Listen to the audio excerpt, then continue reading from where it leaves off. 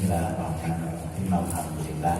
Wassalatu wassalamu ala sayyidina Muhammadin Rasulillah wa ala alihi wa ashabihi wa mawalah ba'da.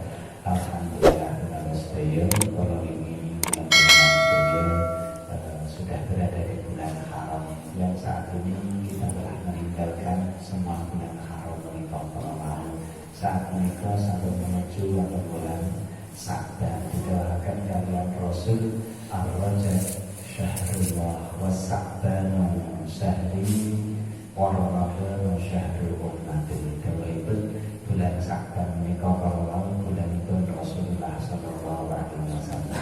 Dikatakan menika untuk bulan Sa'ban kula panjenengan sedaya kapureh ngata-ngataken wawasan salawat Nabi kerana bulan menika bulanipun Rasulullah sallallahu alaihi wasallam. Kerana apa?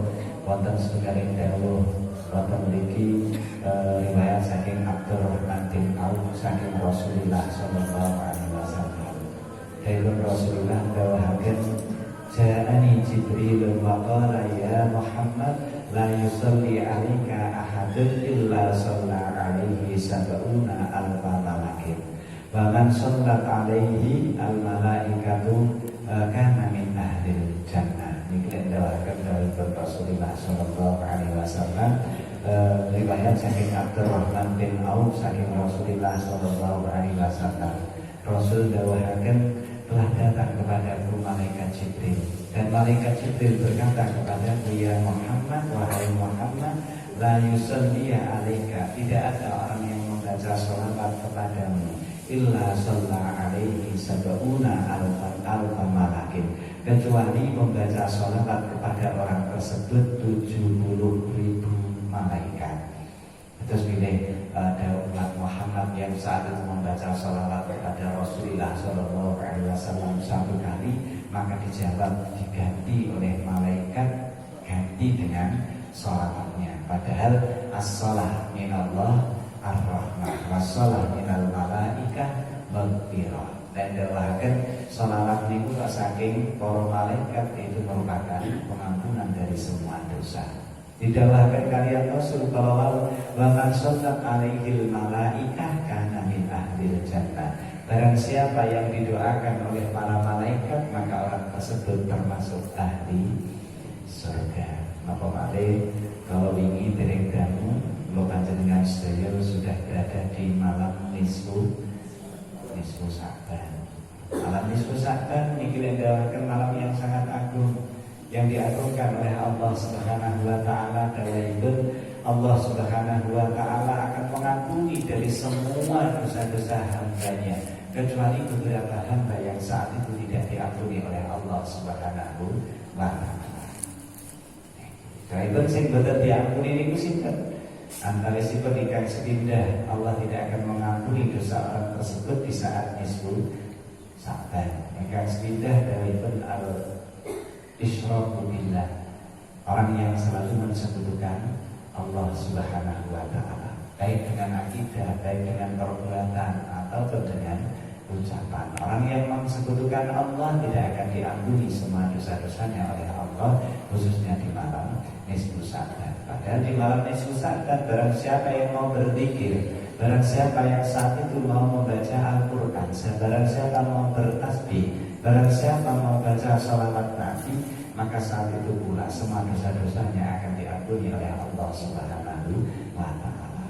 Ini saking menika untuk malam nisfu Sa'ban biasanya itu nonton sedaya pesantren itu diajak untuk membaca Yasin 3 kali. Niku alasan itu nggih menika para.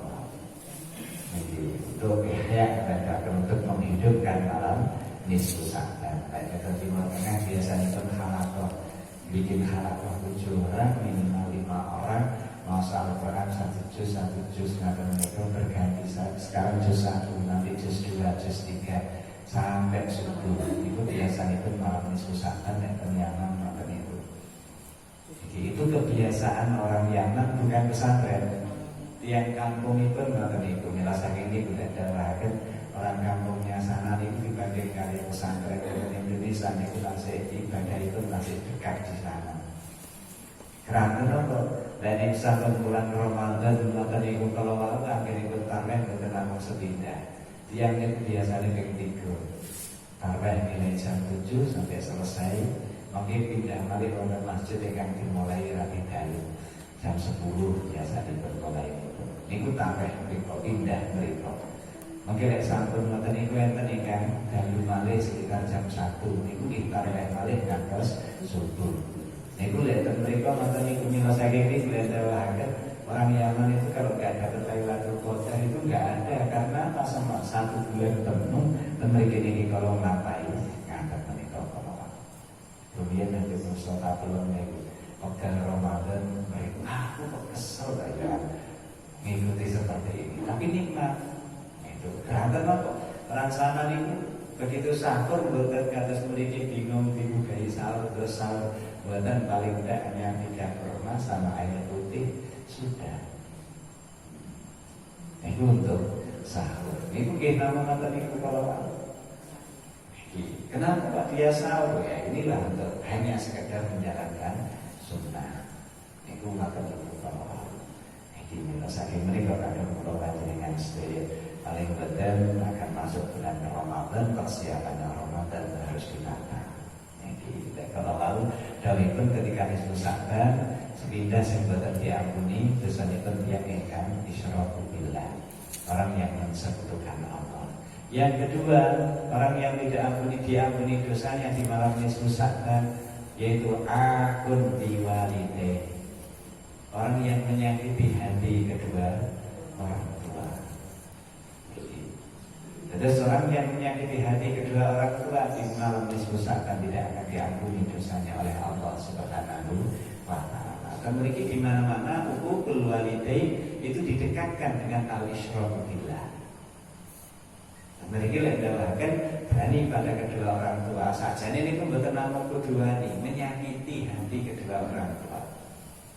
Bukti lainnya dan mereka menyakiti buatan berani ini. Sinten sahabat Al-Qamah.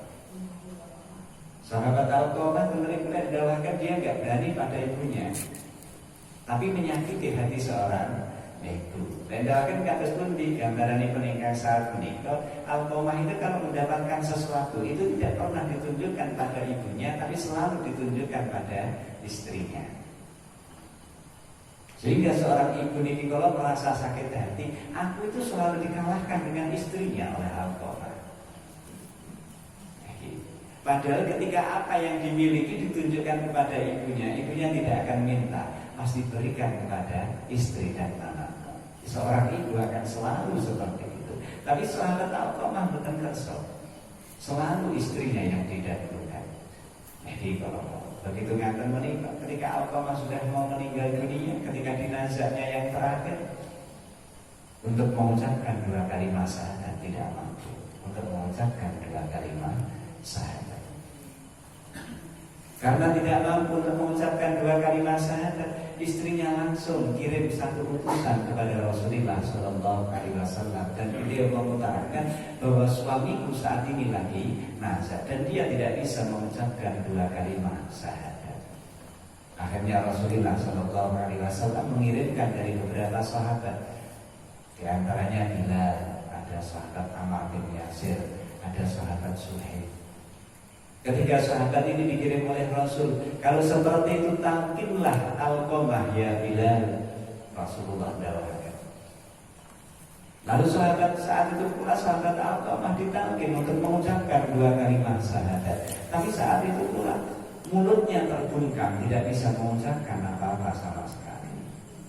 Sehingga sahabat Bilal saat itu pula datang kepada Rasul, matur malih datang Rasulullah sallallahu alaihi wasallam.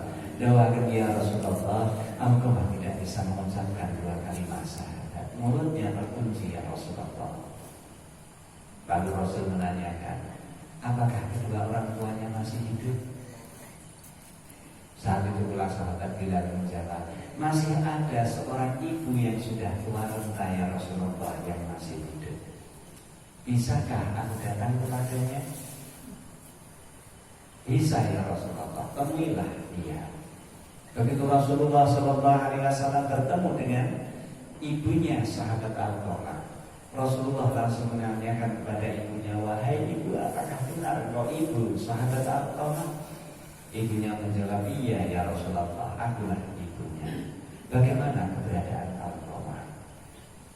Ibu ini pun menjawab kata seperti, ya kula Alqamah niku ahli sholat, ahli ibadah, ahli puasa, ahli sedekah. Sekalan hal ini tidak pernah ditinggalkan oleh sahabat Alqamah. Niki lek dikatakan kula panjenengan sedaya, kejelekannya ada di mana? Ahli sedekah nggih, ahli puasa nggih, ahli ibadah nggih, ahli sholat nggih. Niki seakan-akan orang yang tidak memiliki kesalahan sama sekali. Kalian Rasul tidak memalih yang kedua. Bagaimana keberadaan Alqamah wahai ibu? Seorang ibu menjawab, Alqamah ahli ibadah, ahli puasa, ahli sholat, ahli sedekah ya Rasulullah. Yang ketiga kali Rasul bertanya lagi, yang aku tanyakan bukan itu. Bagaimana keberadaan Alqamah dengan wahai ibu? Saat itu ibu ini pernah mengendal mama. Dia anak yang baik ya Rasulullah. Tapi bagaimana tingkahnya Alqamah kepadanya? Saat itu pula ibu langsung mengutarakan, dia telah menyakiti hatiku ya Rasulullah. Dari sinilah Alqamah tidak bisa mengucapkan dua kalimat syahadat. Kemudian saat itu pula Rasul langsung meminta kepada ibunya, wahai ibu, mulai saat ini ampunilah dosa-dosa Alqamah. Ibu ini kemudian dawahaken, saat ini hatiku masih sakit ya Rasulullah. Aku tidak bisa mengampuni semua kesalahan Alqamah. Kalau memang kau tidak mau mengampuninya, Alqamah ini selamanya tidak akan mampu untuk mengucapkan dua kalimat syahadat. Maka dari itu, wahai ibu, ampunilah Alqamah. Ibu ini masih tetap menjawab, karena dia sangat menyakiti hatiku ya Rasulullah. Aku belum mampu untuk memaafkan Alqamah. Kalau memang kau tidak mau memaafkan Alqamah, maka saat ini pula Alqamah akan aku bakar hidup-hidup. Ampunilah Alqamah. Ibu tak simpangkan jawabnya, pun tak belum betul saja memaafkan Alqamah. Lalu Rasulullah SAW memerintahkan kepada tiga sahabatnya tadi, sahabat Suhaib, sahabat Bilal dan sahabat Ammar bin Yasir. Wahai Bilal, kumpulkanlah kayu bakar di depan rumah Alqamah. Ibu ini takut malih, kagum napa ya Rasulullah kayu bakar untuk membakar anakmu hidup-hidup. Maka dari itu ampunilah Alqamah. Dia sangat menyakitkan hatiku ya Rasulullah. Aku belum bisa lupa dengan kesalahannya. Khalifun saestu sahabat Nikolol, sahabat Bilal yang dikeniko mengumpulkan yang kayu bakar di depan rumahnya. Begitu kayu bakar saat itu sudah terkumpul semuanya, Rasulullah memerintahkan kepada tiga sahabatnya ini tadi, bakarlah kayu bakar itu. Kayu bakar langsung dihidupkan, dibakar, api sudah mulai membara. Rasulullah memerintahkan kepada tiga sahabatnya tadi, ambillah Alqamah, lemparkanlah ke dalam api. Nah, ini begitu sahabat Bilal ini kalau mau meletakkan dalam ikut, sahabat Alqamah sudah mulai dibawa mau dilemparkan ke atas di dalam bara api tadi. Seorang ibu langsung mengutarakan, ya Rasulullah, tidak ada seorang ibu yang mampu melihat anaknya dibakar hidup-hidup di depan matanya ketika ia masih hidup ya Rasulullah. Mulai saat ini pula sahabat Alqamah, aku ampuni semua dosa-dosanya. Lalu Rasulullah SAW langsung mengutarakan, wahai Bilal, kembalikan Alqamah ke tempat tidurnya seperti semula. Kalau memang seorang ibu ini tadi benar-benar memaafkan dengan tulus dan ikhlas, maka sahabat Alqamah akan bisa mengucapkan dua kalimat syahadat. Tapi kalau seorang ibu ini tadi memaafkan karena malu kepadaku, maka sahabat Alqamah tetap tidak akan bisa mengucapkan dua kalimat syahadat. Lalu begitu sahabat Alqamah ditaruh di tempat tidurnya lagi, begitu sahabat Bilal keluar dari situ, semua yang ada di situ mendengarkan sahabat Alqamah mengucapkan asyhadu an la ilaha illallah wa asyhadu anna Muhammadan Rasulullah. Niki ingkang dawuhaken ukul walite niki. Orang itu sampai menyakiti hati kedua orang tua, niki lek dawuhaken mulut ini akan terkunci, tidak akan mampu mengucapkan dua kalimat syahadat. Mila saking niku wonten nisbu dan orang yang akur liwalidayhi boten badhe diampuni dosanipun kaliyan Allah. Bahkan dari salah satu dari madzhabul arba'ah dari imam, contoh saja Imam Abu Hanifah. Imam Abu Hanifah begitu ibunya meninggal, Imam Abu Hanifah itu menangis dengan sangat, sehingga semua orang-orang itu tadi bertanya kepada Imam Abu Hanifah, ya Abu Hanifah, bukankah engkau seorang imam? Apakah engkau tidak iman dengan qadarnya Allah? Begitu ibu kamu meninggal, kenapa kau menangis seperti ini seakan-akan orang yang tidak memiliki keimanan? Itu Imam Abu Hanifah begitu ibunya meninggal dan nangis itu saestu. Dan semua orang yang ada sekelilingnya semua menanyakan kepada Imam Abu Hanifah, apakah engkau tidak iman kepada qadarnya Allah? Kenapa dengan ibu kamu meninggal engkau menangis sampai seperti ini? Ternyata jalan Imam Abu Hanifah atas bumi. Dari Imam Abu Hanifah, aku menangis bukan karena takut kehilangan ibu saya. Aku menangis saat ini bukan aku menyesali karena apa? Saat ini keberadaan ibu saya diambil oleh Allah Subhanahu wa taala. Tidak. Aku sangat ridho ibu saya diambil. Tapi saat ini aku kehilangan satu jalan menuju surga. Bila sakit ini pun atas dikatakan kalian Rasulullah al-jannatu tahta aqdamil ummah. Bila sakit ini pun ibu itu walaupun keberadaannya kayak apa, posisinya kayak apa, kita harus bangga dengan ibu kita. Bagaimana adanya ibu kita? Ya itulah ibu kita. Karena apa? Jasa kita terukir bisa menjadi besar itu hanya karena jasa beliau. Tidak ada yang lain. Dan kita bisa masuk surga juga karena membahagiakan mereka semua. Kita saking ini tidak jauhkan dari Rasulullah Sallallahu Alaihi Wasallam. Wailun atas pintu celaka, benar-benar celaka. Man adraka walidayhi aw ahadihima wa lam yadkhulil jannah. Dari Rasul celaka.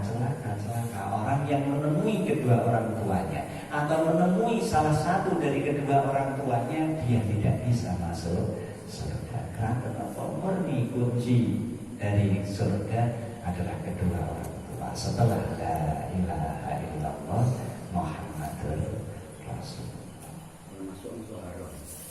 Jadi kami orang tua dan mertua itu kedudukannya sama. Tapi saya ikhlas itu tidak seperti kalau di dalam satu rumah tangga seorang istri wajib taat pada suami. Seorang suami wajib mengajak istrinya untuk taat kepada orang tua dan mertua. Nah, gitu. Terus kedudukan itu nyata itu. Kalau saya ini yang itu ada putra putri, terus belum ada putra. Karena kenapa mungkin itu tahu yang jalan. Mestinya dalam syariat Islam itu seperti itu.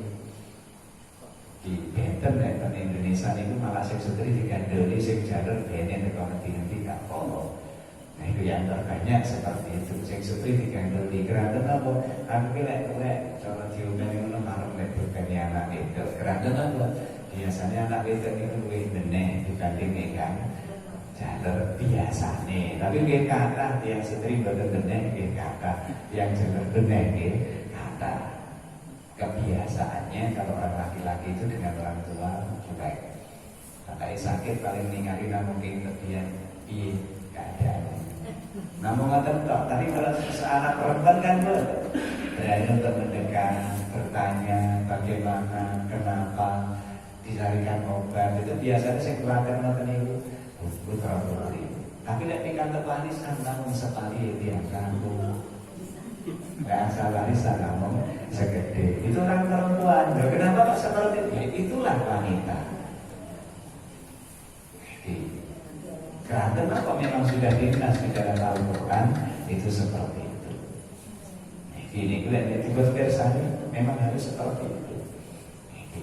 Ini yang kedua dari dari nanti ampuni dosa itu al-alim biwalidain, orang yang berani pada kedua orang tua. Yang nomor 3 sebenarnya dari nanti ampuni tarikus sholat. Orang yang meninggalkan sholat 5 waktu. Keranten apa? Kalau ini merasa matur kaitanipun kalian sholat. Man hafadha ala shalawatil khamsi akramahullahu bi khamsi khisalin. Dari Rasulullah. Barang siapa yang menjaga, jadi menjaga bukan menjalankan. Man hafadha ala shalawati akramahullahu bi khamsi khisalin. Tentu itu kata-kata itu betul manfaala. Tapi tentu iman hafadha. Namanya ngerasa itu kan seperti itu. Yang ngerasa segala-galanya, ngerasa istiqomahnya, ngerasa jamaahnya, menjaga hati di saat sholat, menjaga dari segala sesuatu yang bisa menghilangkan pahalanya jamaah. Tentu itu yang dilakukan, maka Allah Subhanahu wa Ta'ala akan mengunggulkan orang tersebut dengan 5 hal. Ini penjelasan biasanya bingung kalian. Yang diunggulkan oleh Allah dari 5 hal ini apa? Engkang sepindah ladalah kemonten itu yurfa'u anhu bikul aishi. Akan dihilangkan, yurfa'u akan diangkat. Jadi anhu darinya, dari orang yang manhafadha. Jadi kalau hal adalah akan antikil aishi. Saking rupake urip niku napa? Mayoritas panopo jiwa. Beli kok angel tenan. Beli tangane kok angel tenan. Beli dadi sedidik kilo kok angel tenan. Niki lek dawaken kenapa kok saat ini kita mencari yang seperti ini itu sulit? Ayo kita lihat bagaimana salat kita. Kita jaga ya. Ini sudah pasti. Pokoknya kalau panjenengan saudara mriki ngerasa salat ingkang saestu, dzikul aisy akan dihilangkan oleh Allah. Itu sudah janji Rasul seperti ini kan sepindah. Sehingga nomor kali yurfa'u anhu adzabal qabri. Akan dihilangkan dari orang tersebut siksa kubur. Terus yang niku kok salate ahli jamaah sudah pasti wonten mriki. Mboten mungkin kubur itu tiba siksa. Tapi yang saat ini sing kathah dibalik. Kalian berikut aku masa aku sholat ya wis tak lakoni urip kok cek tangga angel lalu salahku ki opo. Jadi orang yang dibalik seperti ini yang tidak boleh. Dan dipirsani ngeten iki kalau seakan-akan kula panjenengan sedaya ibadah niku nyambut gawe kali pangeran. Melakukan sesuatu yang sangat sedikit tapi minta imbalan yang penuh. Ya Allah, kalau ini sampai mangkai sholat dengan selamat di dunia akhirat. Itu selalu seperti itu. Padahal ibadah itu tidak bisa dibalik seperti itu, tidak bisa. Ya, gitu. Jangan sekali-kali hanya sekedar nuntut hak tapi kewajibannya tidak mau menjalankan. Coba lihat dengan sampai sholat total saestu, benar-benar dijaga saya saestu, itu sudah merupakan janji dari Rasul. Pasti akan dihilangkan dari siksa kuburnya. Itu kan nomor kali. Yang nomor 3 yuk kalau kita baru ini akan diberikan catatan amalnya nanti di yaumul kiamat, akan diambil dengan kanannya.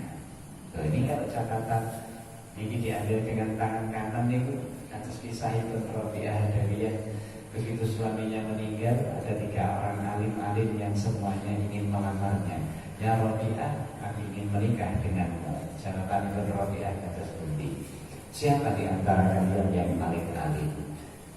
Dari kalian yang bisa menjawabnya, maka aku siap untuk menjadi istri kamu.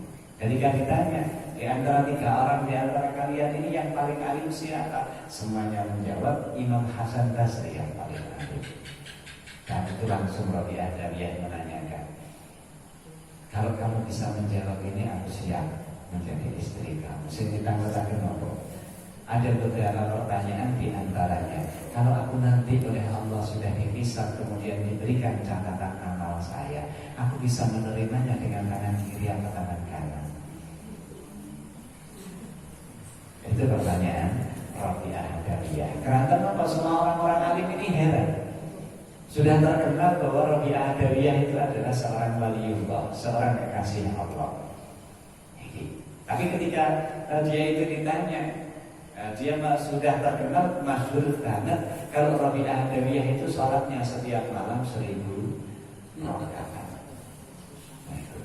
Sing digawai para imam niku kok kepengin menikah dengan Rabi'ah niki alasannya napa? Wahai Rabi'ah, kau itu wanita yang cantik dan engkau wanita yang solihah. Engkau memiliki suami, tapi bagaimana engkau bisa sholat 1000 rakaat?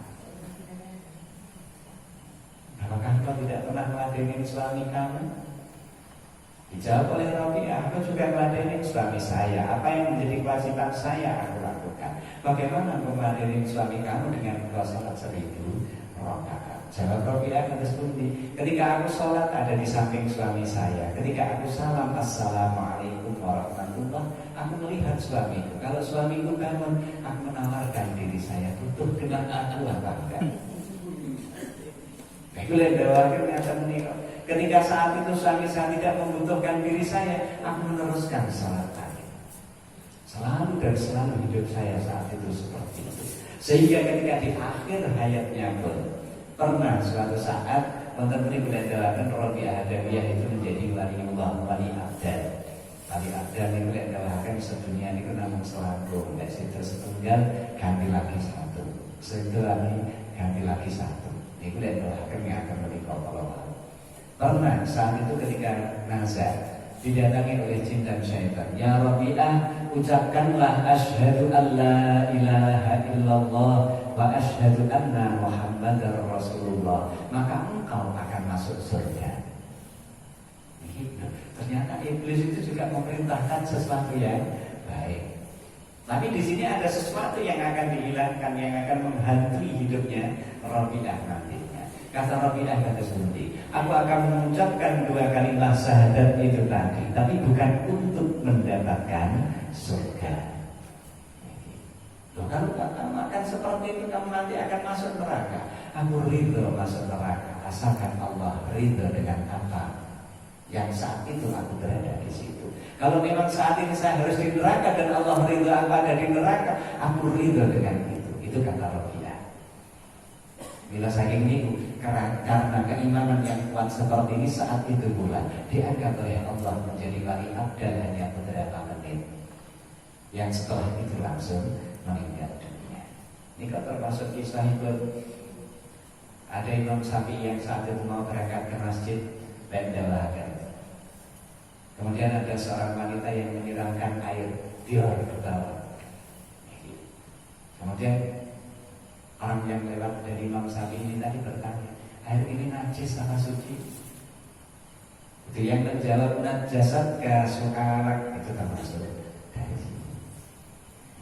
Yang menjadikan najis bukan airnya, tapi yang menjadikan najis pertanyaan kamu. Kenapa? Karena engkau ragu dengan apa yang ada, padahal itu air suci. Tapi yang menjadikan najis justru pertanyaannya itu tadi. Saking menengok pembeli kulit adalah kan termasuk orang yang saat itu pula diunggulkan oleh Allah Subhanahu wa Ta'ala. Antara itu ketika orang menjaga sholatnya akan menerima catatan amal dengan tangan kanannya. Sing nomor sekawan yang murru ala sirati kalbagi, akan melewati siratal mustaqim bagaikan petir. Ternyata itu kuncinya hanya satu, hanya dengan sholat 5 waktu. Tapi harus dijaga. Dikuliah kan bisa melewati siratal mustaqim bagi. Melewati siratal mustaqim bagaikan ala pada pula tentunya melangkah niku angel dibanding daripada melewati siratal mustaqim harus petir. Mungkin tentunya ini melangkah angel, tapi lihat mereka boten. Karena apa yang membawa sholatnya, bukan kakinya yang menjalankan. Dapat laporan sambut korban, mungkin kan numpak korban pulau. Dengan korban ini setunggal tahun pengbilan. Napa kan salah tahun jangka sepindah dan dawahakan orang yang mampu untuk berkorban 5 tahun sekali tidak berkorban dan dawahakan itu tercatat sebagai orang yang bakhil. Orang yang mampu berkorban 5 tahun sekali kok tidak berkorban, ini boleh dawahakan tergolong orang yang bakhil. bukan orang yang loman boten. Niki, terus jenengan aku mampu kurban setiap tahun aku mampu. Niki, kalau setiap tahun mampu paling boten ngaten menika minimal 5 tahun satu kali harus berkorban dalam satu rumah tangga satu yang korban. Niki kaitanipun kalian korban. Niki. Enggak saking mulane tetep kadang berkat perasaan. Bapak aku nggak punya, binatang kurban itu tidak punya. Ini kurang kurban perasaan, kangen-kangen kepingin kurban. Tapi ingat, kata singkang nanti terakhir bahwa kurban itu berdamel tumpaan. Tapi kurban itu apa? Untuk pengampunan dosa. Jadi kan parang seumur hidup kurban 1 kali itu boleh, tapi mantuk kurban jangan maksiat lagi. Kenapa kok ulama terbawa kurban ini untuk pengampunan dosa? Satu riwayat dari Rasulullah ketika Siti Fatimah berkurban. Begitu binatang kurbannya itu sudah mau disembelih, Siti Fatimah selalu duduk di tempatnya. Lalu Rasulullah ini memanggil putrinya, ya Fatimah, kumi ila udhiyatiki fashdadiha fa innaha bi awwali fitratin min damiha yughfaru laki ma salafa min dzunubiki. Dari Rasulullah, wahai putriku Fatimah, berdirilah, saksikanlah kurbanmu. Sesungguhnya pertama kali darah yang menetes dari kurbanmu merupakan pengampunan dari semua dosa-dosamu. Bila saking ini pada doakan kurban niki kalau merupakan pengampunan dosa. Betul dan betul Pak. Dosanya niki kalau sudah terampuni semua berarti akan melewati siratal mustaqim dengan mudah. Padahal siratal mustaqim niku napa dawahaken jisrun mamdudun alamat di jahannam. Adat minas sa'ri wa ahaddu minas syairi. Siratal mustaqim niku napa jembatan yang dibentangkan di neraka jahanam. Yang lebih kecil daripada rambut, lebih tajam daripada pedang. Demi ketinggian melewati. Itu dari penjelasan ini akan menikah padahal ini neraka jahanam ini kalau tidak dawahaken panas itu neraka jahanam lau suyyirat jibalud dunya ladabat. Dan dawahaken seandainya gunung dunia itu dilewatkan di atas neraka jahanam, maka gunung ini akan meleleh. Lisyid dari hari ini kerana banget panas. Nah ini gue biasanya gue tinggal ngelilati dia. Perintah itu nggak atas dunia menggali. Nilai saking ini gue terjangin dipanggil berkali-kali yang akal, tapi saat itu dengan keyakinan yang kita miliki. Karena yang menyelamatkan bukan apa-apa, tapi yang menyelamatkan amal kita masing-masing. Nilai saking itu sholat yang salat kita dijaga. Jangan sekali-kali sholat tanpa berjamaah. Karena satu-satunya sholat ini kalau mau yang menjadikan sholat itu tadi diterima, itu kita mau setunggal, nopo jamaah. Dan kitab Sedoyo yang dawakan salah satu dari tampilannya jamaah itu apa? Qabulis sholat, diterima sholatnya. Nah sholat bulan jenazah kata sepundi, wallahu a'lam dengan sholat berjamaah. Insya Allah salah satu dari fadilahnya jamaah itu diterima sholatnya. Ini betul ngatakan sah betul nih, tapi tentu ini kok menulis salah satu dari fadilahnya jamaah menikah. Ini termasuk manhafadul ini. Sehingga nomor gangsa ketika seseorang menjalankan sholat lima waktu dengan tertib, ini sehingga dengan sedaya seperti yang dimintakan Rasulullah kepada salah satu dari kekasih Allah, Uwais Al-Qarani lewat Sayyidina Abu Bakar. Nopo dakhalal jannah bi ghairi hisab, masuk surga tanpa hisab. Itu hanya diberikan untuk orang-orang yang saat itu benar-benar menjaga sholatnya. Karena nopo dari Rasulullah, begitu Rasulullah sampai tadi ini wafat, ngaturaken sedaya sahabat Abu Bakar dan sahabat Umar. Dan ya Abu Bakar, jika pemerintahan kamu nanti, di situ akan ada kekasih Allah yang bernama Uwais Al-Qarani. Ketika engkau bertemu dengannya, sampaikan salamku dan mintakan doa sepertiga umatku masuk surga tanpa hisab. Karena apa? Syafaat dan barokahnya Uwais Al-Qarani. Kemudian salah satu dari Sayyidina Abu Bakar bertanya, bagaimana ciri-ciri Uwais al-Qarani ya Rasulullah? Disebutkan ciri-cirinya bahwa di punggungnya di situ ada belangnya. Begitu di zaman beliau, ternyata ada seorang yang satu itu mengorek-ngorek sampah, hanya mencari kulit semangka. Kalau menemukan saat itu pula langsung dimakan di sampah itu tadi. Itu. Kenapa kok beliau seperti itu? Untuk menutup cahaya yang ada di dalam dirinya, sehingga orang itu tidak akan tahu kalau ternyata ia kekasih Allah Subhanahu wa Ta'ala. Begitu Sayyidina Abu Bakar saat itu lewat dengan gagahnya mengendarai kuda, begitu melihat orang yang saat itu merek-merek sampah. Orang yang merek-merek sampah itu selalu terpaling dari Sayyidina Abu Bakar untuk menutup ciri-ciri bahwa dia adalah Uwais al-Qarani. Langsung saat itu pula begitu mengetahui Sayyidina Abu Bakar langsung mengutarakan, Assalamualaikum ya Uwais al-Qarani, anna Rasulullah sallallahu alaihi wasallam yuballighus salam ilaikum. Dari Sayyidina Abu Bakar, wahai Uwais al-Qarani, Rasulullah sallallahu alaihi wasallam menyampaikan salamnya untukmu. Terus didakwakan, wasiat itu Rasulullah kami menggunakan sepertiga dari umatnya masuk surga. Saat itu tidak berani Uwais al-Qarani. Bagaimana terangkan panjenengan ya Abu Bakar? Enggak, ini salam dari Rasulullah sallallahu alaihi wasallam untuk memintakan doa kepadamu. Lalu benar-benar berdoa. Bila saya mereka dan doakan sepertiga umat Rasulullah sallallahu alaihi wasallam masuk surga tanpa hisab. Ibu barakahipun Imam Uwais al-Qarani menikah. Ibu berdasarkan menikah. Ternyata sholat tahrikus sholat ini kalau untuk nisfu sahabat ini juga diampuni dosa.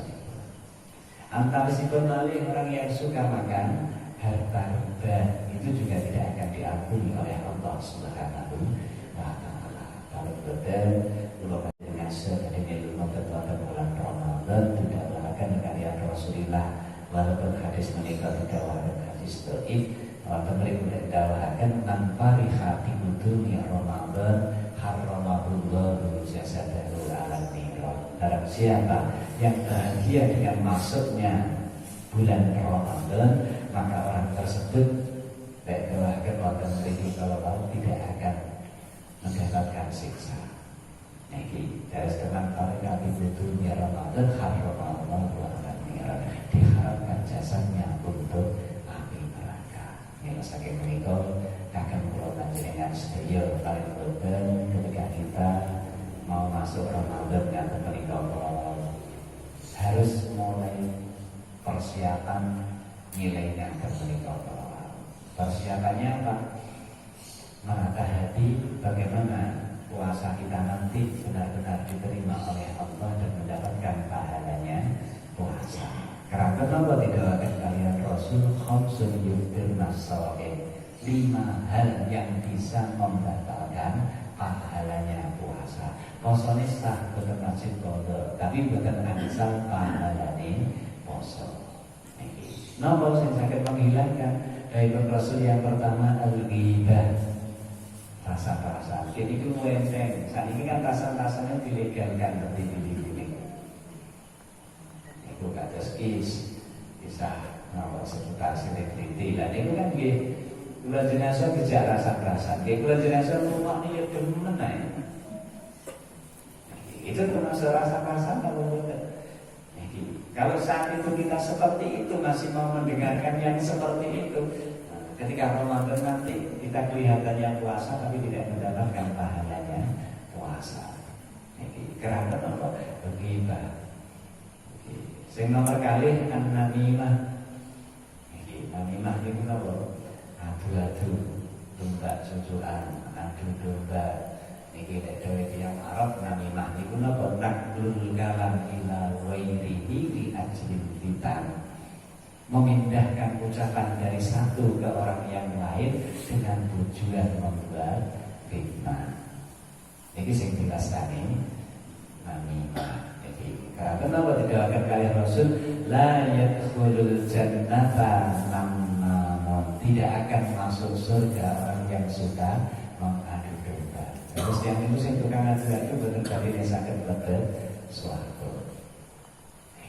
Ini kita terus mriku lek akan ngibah namimah iki yaminul ghamus sing nomor 3 sumpah palsu. Ini yang terbanyak untuk orang-orang yang jualan di pasar sering tinyang sambil ngaku tinyang, jadi yaminul ghamus. Iki kalau iki engkang nomor sekarang al-kidbu bohong. Bohong itu apa? Al-ikhbar ghairil waqi', menceritakan sesuatu yang tidak terjadi. Itu ghibah. Orang yang ghibah itu tidak akan badan yang sakit boten suatu. Ini kaitan itu dari menikah orang yang bohong. Ini bahwa teknologi dan ketika dia puasa pahalanya puasa hilang, kecuali bohong yang disunnahkan oleh Allah, oleh Rasulullah Sallallahu Alaihi Wasallam. Bohong nopo? Bohong itu suami istri kepada salah satu masing-masing, tapi untuk menjaga tenangnya berlaga. Balik ngaku sih berikut dimasak ini kerana siang-siang dengan sakit masak ini tidak ya sampai ini jauh pas ngomong berikut alah enak mesti masak enak ya ini mesti enak nih. Nah terakhir makan tidak usah kali kerban ini dibanding muasin. Nah maka yang dalam kok pengen malam yang gitu mulai bersyukur ngerti saya ini mulai mirip. Saya udah sayur kecil malam dapur kerawas. Dengan seperti itu lah ini ngapusi tadi Mbak. Tapi bukan termasuk ini kalau ini tidak menghilangkan pahalanya puasa. Karena kenapa bohong itu tadi bohong sunnah. Jadi itu teman-teman itu berkaitan dengan bohong sunnah. Kita saking ini kok itu. Engkang nomor gasar, doakan nonton berikut an-nazar bisyahwat, melihat sesuatu dengan syahwat. Nah itu juga menghilangkan pahalanya puasa. Saking ini kalau bantu dengan sedaya, mungkin dengan masuknya bulan Ramadan, kalau mangke leres-leres kulo panjenengan sedaya pikantuk pahalane Ramadan. Mungkin pikantuk pahalane Qadar ingkang napa sing diarep-arep kula jenengan dengan nanti keras pikantuk Qadar. Rawiyah Al-Bushairi itu menjadi alim karena barokahnya Lailatul Qadar. Rawiyah Al-Bushairi itu modal dengan Rawiyah Khalil Tabi'an. Rawiyah Al-Bushairi itu modal paling alim dan modal Ibnu Khalil. Begitu Ramadan malam 27 insyaallah dari guru-guru kalian ini tak ada pulang. Ini kita doakan Rawiyah Khalil itu dalu-dalu matur salat Isya niku dawuh sedaya santri kabeh mung bengi golek Lailatul Qadar. Nah, sedaya santri niku sami teng masjid. Enten ingkang zikir, enten ingkang salat. Pokoknya banyak menjalankan ibadah di masjid. Nah, yang kanthi syairi itu keraton alim piyambak wong diomongi kon golek oleh manggah linggo hae jere nyandi. Yang kanthi syairi itu keliling kampung, lapar terus. Niki diaturi kali sing ageng Ahmad Bushairi kamu disuruh nyari Lailatul Qadar. Nah, mak yang golek pada linggo hae itu ekonomi. Makanya saya kita golek. Kalau Ahmad Bushairi itu keliling kampung terus dipatrosi. Ketika sudah benar-benar capek kira-kira 2:30, Ahmad Bushairi ini langsung sare ngaji musala nipun Yai Khalil Takalan itu. Nah, begitu niku sare Rawiyah Khalil niku miyos saking dalem niku. Dan dawuhaken semerap cahaya niku teng langit niku padhang sedaya. Cahaya niki ngumpul dados tunggal mlebet wonten jasadipun Yai Ahmad Bushairi niki. Begitu ketalis wonten beribu sarungipun Yai Ahmad Bushairi niki dibeli kayak Yai Khalil. Begitu matur salat subuh kayak Yai Khalil tinggal santri kabeh. Sapa mangengi sing sarung banyak bundelane. Boten enten sing ngaten ngaku. Kraton apa Yai Khalil niku lek wonten murid yang melanggar dibeleh saestu. Tapi dengan karomahnya setelah disembelih niki karomah diusap ning sakit gesang mati. Terus begitu ditemu santri ku sapa sing sarunge nek bundelane. Boten enten sing ngaten ngaku lek bundelane apa tidak dibeleh. Boten enten ingkang ngatur ngaku. Nanti sing jamu kaping 3. Begitu didalem kaping 3, tendakan yang Abu Syair ini terus ngaku. Kulo ya ingkang wonten bulan itu. Kali Romawi kali langsung ditimbali. Abu Syair ke depan. Begitu dikengken wonten ngaji terus sandingipun Romawi Khalil didawi santriku kabeh mulai saiki awakmu ora perlu belajar karo aku tapi belajar karo Ahmad Busairi. Sak pondok alim piyambak tapi semua kita mampu untuk membaca. Ini bila diberesani wonten mriki lho, kenapa kok dia saat itu justru yang mendapatkan Lailatul Qadar? Ini bukan salahnya ia memahami mencari Lailatul Qadar, tidak, tapi mendengarkan perintah guru. Ini sing didhawaken ikhtilatul ulama rahmah, walaupun salah tapi kan mendapatkan rahmah. Niki, kerana apa barokahnya Lailatul Qadar? Kata Sunan Kalijaga saking Sunan Bonang namun dikengken numbutaken iki faedahe napa? Enggak ada. Tapi mriki napa-napa nurut datang guru. Seorang santri itu kalau sudah nurut datang guru pasti jadi. Karena apa? Ia akan selalu mendapatkan ridhonya. Mila saking niku mayoritas ketika anak itu tadi mau jadi itu sing mboten siap punya anak solih itu yang sepaik. Ketika seorang guru saat itu memberi nasihat kepada santrinya, le awak merasa mulai panjangnya foto ini 5 tahun, bapak itu kiri, dan tahun pada timur nggak nih bagiannya mendel putrane. Padahal ketika seorang guru memberikan seperti itu kan jaminan dari guru, tapi orang tua nggak sadar dengan itu. Dia terangkan wajah disambang, mau itu gak bingung nggak bagiannya nyambang. Kenapa kok bangga bingung nggak nyambang nih kalau tahu? Coba ikuti apa yang disarankan oleh seorang guru, itulah yang terbaik buat anak kita. Mila sakini datang Romawi Khalil itu kok wonten tiyang badhe mondhone putra, kalih Romawi Khalil mesti didan. Awakmu wis percaya tenan karo aku, lek anakmu mbok titipne yang aku itu anak kamu nanti akan jadi orang alim. Mula percados ya. Ketika percados dia langsung digelibakne dibedakne dan tak boleh nyalar anakmu. Percaya karo aku. Ketika orang itu tadi mengucapkan kula percaya ya saestu putra niki sampun kula pasrahaken dhateng panjenengan, yang disembelih itu ternyata nafsunya disembelih, maka orang itu tidak akan mengikuti hawa nafsu. Itulah seorang guru dengan santri ini mayoritas seperti itu. Mboten cekap ten mriki niki kula lek kula panjenengan mboten saged ikhlas masrahaken saestu untuk menjadi itu sulit. Mila saking ini ternyata niki ngeten niki kalau sing bener siap nanti yang sepuh, anaknya siap tapi orang tuanya enggak siap. Aku tidak anak ketika anak sing saleh, mayoritas seperti itu. Mila saking ini kalau didalakan oleh Imam Syafi'i, seseorang yang belajar kalau 3 unsur sudah bersatu, orang tua tekad, putranya semangat, gurunya siap untuk menghantar menuju pada satu kesuksesan. Itu tasik muatan tok 50% keberhasilan sudah ada di tangan. Yang 50% anak akan mencari sendiri dengan kegiatan yang dimiliki. Mila saking itu, nggih muatan itu nggih angel, putrane mondok ditangisi, kula nggih. Karena pondok, ada pergi pondok niku, mau di pondoknya kok nangis, ya semuanya nggak usah pondok. Padahal kalau yang bagi nangis ya, kau tanya nih putra nggak ada semua. Tapi ketika seperti itu kita harus sadar, nih kalau anak ini bukan milik saya, anak ini hanya titipan saja. Titipan ketika kita saat itu untuk menghantar untuk sesuatu yang terbaik itu yang paling bagus. Tapi bukan dengan sosial, benar-benar seperti.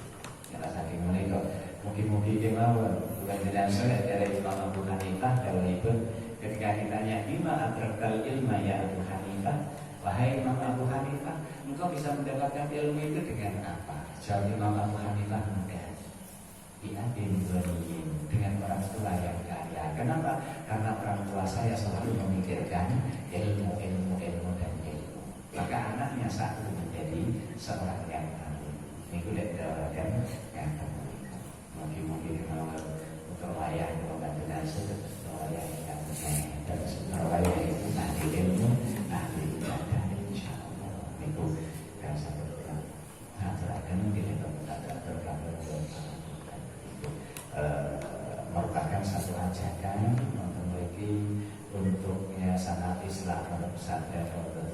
berkah insyaallah di maulana sayyidina Muhammad sayyidil awwalin wal akhirin wa ala rasulillah ajmain alhamdulillah rabbil alamin.